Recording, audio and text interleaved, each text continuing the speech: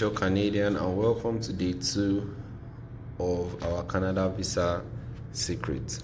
So in this video we're going to be helping you understand what assets are, and we'll be starting with property and land. Now, what are assets? So when it comes to Canadian immigration, when we talk about assets, they are not asking what do you own. It's not just about what you own, it's not just about money. What they are looking out for are things that compel you to return back to your home country. They want to see that you have strong home ties. So visa officers want to see property that you return to, a business that you continue after studying in Canada, family ties that anchor you back to your home countries, projects awaiting you. Do you understand? So when we say assets, when we say home ties, they basically mean the same thing. Things that you own that will bring you back to your home country, not just things that you own.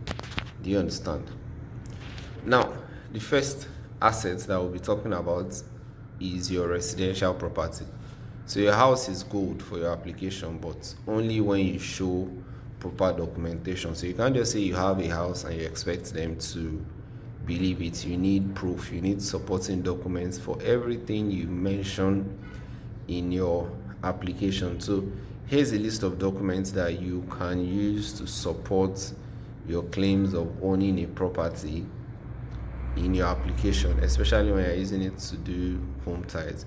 So you show photographs, the exterior, the interior. You can even add the street view, deed of assignment, your C of O, survey documents, purchase documents.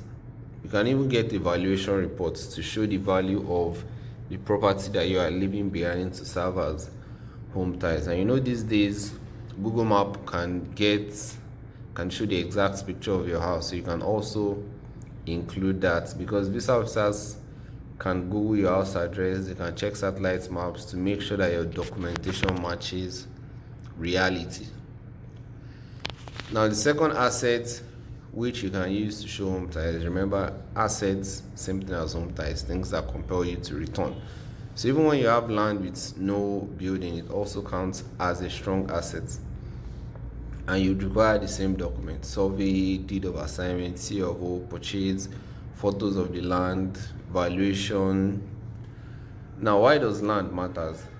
So the visa officer is probably thinking they own land worth huge amounts, so they will definitely come back to develop or sell it. Do you understand? So the more of these assets that you have, the better, and how you position it to also matters, and you get to see that as we move forward.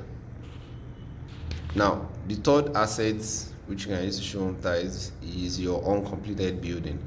So an ongoing construction screams that you have things to come back to finish. So you can show the architectural drawings, the progress that you are making with it, builders contracts, bills of basically to show that you have that project ongoing, to prove that, okay, this uncompleted building, you are working towards completing it. So the reason why this works is that, now imagine you're a visa officer and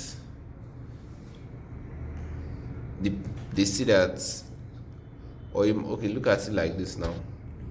Yes, imagine you're a visa officer and you see an applicant that has invested 50 million naira in an uncompleted building, and the project is almost done. They also have plans showing what's next from the current state that property is currently in. You would most likely believe that they will not just abandon that project, seeing that they've invested a lot into it and they have plans to see it through.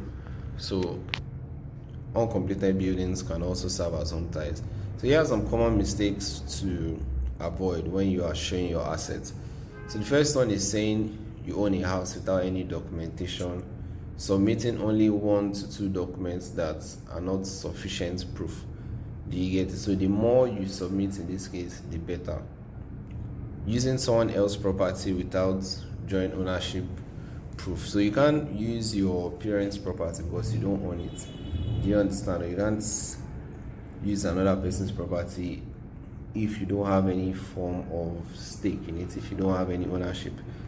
Showing property that does not match your income level. So this is also very important. So when you say you sold or you own a property and your income for the years you've been working cannot afford that property, so it's going to raise red flags. It's just like a civil servant that has been working or that proves or that shows income from their government job for, let's say, 5 years and is earning 200k per month, let's say, over that 5 years, and suddenly says, oh, he owns a house worth 100 million naira. So they would question, how do you own a house that your total income for the past 5 years or for the period they are claiming cannot afford? So that would raise questions. So that is also very important. So you don't say, oh, I have very good home ties, big home ties that I'm showing, but your income level doesn't show that you can afford that kind of home ties. Another common mistake is when you use blurry, unclear photos that look suspicious. Some people's bank statements are blurred, the way it was scanned or photocopied just makes it easy to doubt. It could even be your marriage certificate, your birth certificate, because we've seen really blurred certificates that easily causes doubt. So any documents you are going to be uploading, make sure that it is clear and visible and looks authentic and is authentic. Now, the right approach to showing your assets or your home ties is for you to think of it like this. So see it as you are building a case that says you have significant investments in Nigeria and you have too much to lose by not returning. Do you understand? That's basically what you want to show, that you have investments and you have too much to lose if you don't return. So that would clear the visa officer's doubts that you have genuine intention of coming to study and coming back to your investments in Nigeria. So the more documentation you show, the stronger your case and the higher your chances of being approved. So when we talk about property assets, it's not just about showing wealth. They're about showing that you have strong roots in your home country that are too deep for you to be abandoned, for you to abandon. Do you get it? Because home ties have a way of reflecting your intention to study. So if they are denying you for home ties, they would most likely be denying you for you not showing genuine intention to study. Because if your intention to study was genuine, you would definitely have things to bring you back after you study. Do you understand? So these things have a way of correlating or being connected. Now, so let me give you a real example. So one client submits only bank statements. Another submits bank statements, house documents, basically to show assets and that the person has home ties. So for you to see that it's not just about showing that you have money, it's also showing that you have roots to bring you back after your studies. So the key takeaways are that assets are what we call proof of ties that compel you to return. So it's not just about being wealthy. How does your wealth in your home country compel you to return? So that if you are denied for even having let's say you have all the money and you're wondering why were you denied, you know that it could have been your home ties.